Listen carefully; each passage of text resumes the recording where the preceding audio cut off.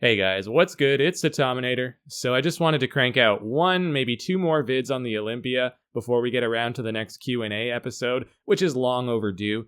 But in this one, we're going to be discussing a matchup that hasn't really been mentioned that much.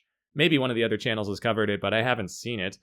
And it's understandable given the disparities in their placings.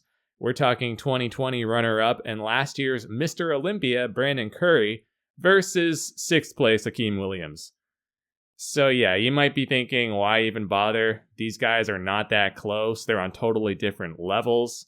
And okay, fair enough. But the reason I wanted to draw this comparison is because I see a lot of similarities in these two physiques.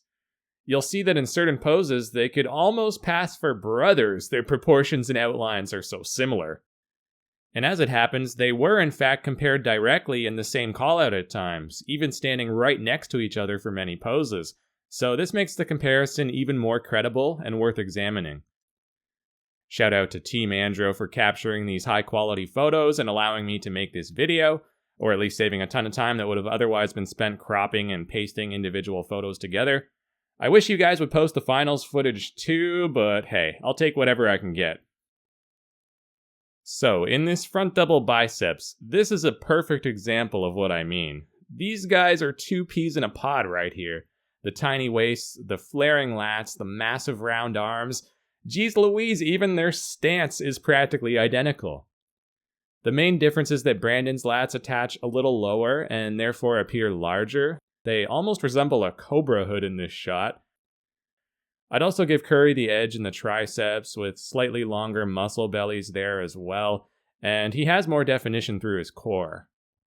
Overall, he looks a little harder and drier, and this will hold true throughout the comparisons.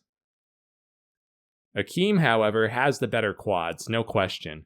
It's not as obvious here as in some of the other poses because Brandon is doing a good job keeping them tensed, but Akim's quads are a step up for sure. I'd also say he's slightly better when it comes to the forearms and lower chest, with his lower pecs looking thicker and denser. Curry's got him beat on the shoulders though, and the biceps are so close it's basically a tie, but I'd put Brandon ahead there too if you force me to pick.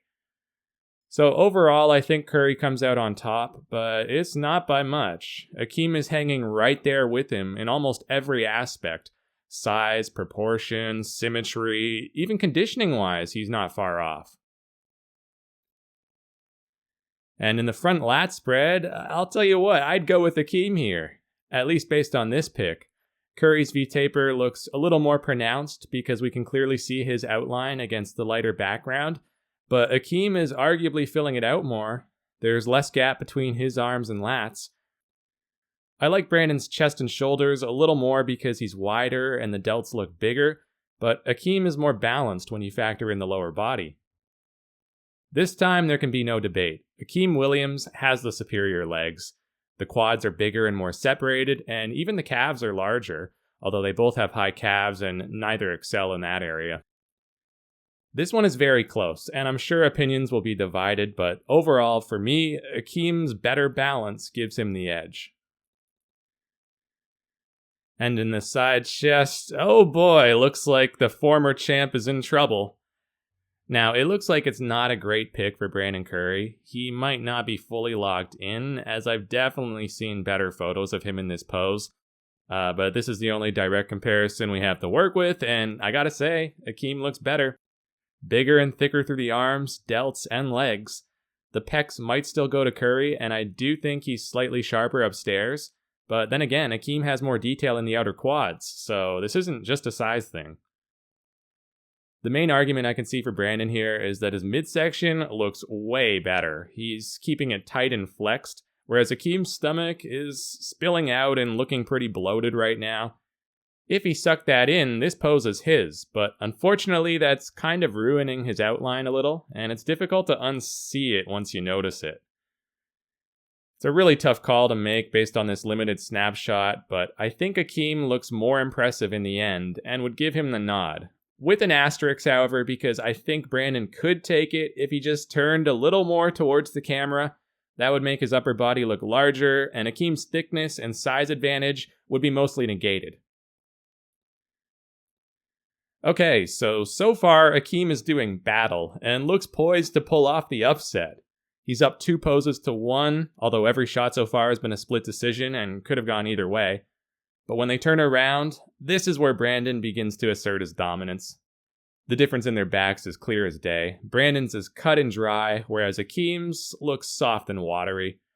I'm not sure if he is holding a ton of water or if it's more a matter of having thick skin in this area, but whatever the case, Akim looks like he's still a couple weeks out. At least from the waist up. In terms of the lower body, he's still better. I might give Brandon the glutes, but that's about it. But up top, Curry is just too much for him to handle. Lower lats, much more defined traps and teres muscles. He was just drier and more conditioned from the back. If Akim was in similar shape though, I think he'd be winning. He's already besting Brandon in the arms, hamstrings, and calves, and arguably the shoulders too. He's certainly not lacking for mass or wow factor, he just needs a little more refinement. And some might not like his high lats, and it's true those will always limit his back development, but I think it actually looks pretty cool. If anything, it serves to accentuate that narrow waistline and gives him a unique silhouette. I don't see this flaw really holding him back, considering that Big Ramy and Sean Roden won the Olympia with relatively poor lower backs. Well, in Sean Roden's case, he at least had a great Christmas tree, but his back looked pretty shallow in this pose. Anyway, Curry takes this one for now on the basis of conditioning alone. And as for the rear lat spread, I give him this one too. Wider, cleaner V-taper, and again, much crisper through the back. Akim still got him soundly beat in the lower half, but it's not enough to overcome Curry's distinct advantage in the upper half. I don't really know what else to say that wasn't already addressed in the back double by, so let's carry on. The side triceps belongs to Brandon. Akim really needs to be careful with that stomach from the side. He can't afford to let it go. Not with what's happened to Phil in the past few years, with all the fans and judges suddenly putting so much emphasis on the midsection. This can literally make or break you, and it's hurting him big time here. Curry just looks way more polished and statuesque. Everything is on the money, from the abs to the pecs and shoulder to the arm itself. Even his lower body is comparing favorably to Akim's right now, definitely more so than in that side chest comparison we saw earlier. This is a pose that Akim needs to work on. He's got to go back to the drawing board and figure out a way to present himself in a more flattering light, because aside from his mass and thickness, this is not a great look for him. He bounces back a bit though in the ab and thigh, solid taper and very nice quads. The midsection looks a little faded, however. I'm not sure if he wasn't fully flexing or if the definition just wasn't quite there, but Brandon's midsection is more defined. I prefer his taper here too. Those high lats on Akim look way too small in this shot. Curry also shows more graininess through the thighs, so even though Akim's genetically better through the legs, I give this pose to Brandon. They're both pretty strong here though, with commendably streamlined obliques. This most muscular also goes to Brandon Curry, but not by much. They're both excellent, but Brandon's still a little sharper through the pecs and abs, and his shoulders are bigger and rounder from the front. Williams takes the legs, but they're about even in the arm department, so overall, Brandon comes out on top. He's a little more chiseled and eye-catching through the upper body, if you ask me. But here's a different look with Akim in the crab and Curry in the hands clasped. And man, this one is even tougher to call. Akim's shoulders are popping more and his chest is more striated. This is a really strong shot for him. Brandon still looks great, but I'm not as crazy about him here. The shoulders are massive and razor sharp. It reminds me of Dexter in his prime. And the chest and midsection also, but the lower body looks smaller now for some reason. He looks a little too top heavy here. So overall, I don't know which way to go on this one. Akim is better balanced for sure, but then again, Brandon is more conditioned. I think I'd give this variation to Akim, but in the end, I'm still leaning towards Curry in the most muscular, but only by a hair. If Akim could come in with this same sort of size and fullness, and just dial it in maybe 5% more, he could prevail. So, tallying it all up, Brandon wins 6-2. He took every pose except for the front lat spread and arguably the side chest, although for what it's worth, the front double and most muscular could potentially go either way. So even though the score is pretty lopsided, the margin of victory for each individual pose was not. The only mandatories Brandon decisively claimed were the back poses and the side triceps, and in the latter case it's mainly because of Akim's poor execution. So you can see that Akim Williams held his own surprisingly well here, considering how much lower he placed, and that this was likely Brandon's best shape ever.